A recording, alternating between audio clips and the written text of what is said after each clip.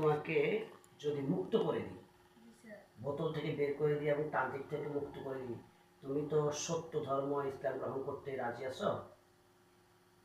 এটা তো ভালো, তোমার পরকালের জন্য ভালো, পরকালে বিশ্বাস করে থাকলে ভালো। তোমাকে আমরা মুক্তি দিচ্ছি, তোমাকে প্রোটেকশন দেওয়া, নিরাপত্তা দেওয়া, যা দেওয়ার আমাদের লোকজন দিবে। তোমার জন্য ভালো হবে, তুমি পরকালে মুক্তি পাবা এবং জান্নাতে একটা সুসংবাদ তুমি পাওয়া। তুমি যদি কারণ করে মুসলমান হও এবং আল্লাহর পথে আসো, সেই মুশরিকি জীবন বাদ দিয়ে ইসলামের সুশীতল চায়াতলে আসো, তাহলে আল্লাহ তোমাকে ক্ষমা করতে পারে এবং পরকালে উত্তম যা বা উত্তম পুরস্কার পেতে পারো।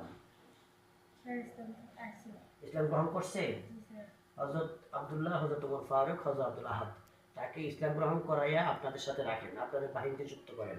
তার বয়স কত? বয়সটা একটু জানান। তার বয়স শত বছর হয়েছে।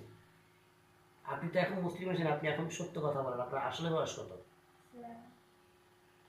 বোতলে বন্দি ছিলেন অনেক দিন। 10,000 বছর। হযরত আপনাকে নাম কি আমি দিব?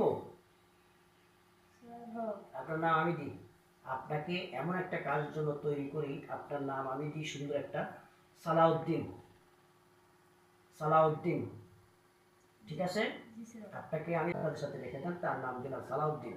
সেই নাম আনছে, ইসলাম গ্রহণ করছে, ইসলাম সুশীতল ছায়া আসছে, তাকে আমরা এবং আপনাদের সাথে রাখেন। আমি আবার যখন ডাকবো তার সাথে আরো কথা বলবো, আপনাদের কাছে রাখেন, ঠিক আছে?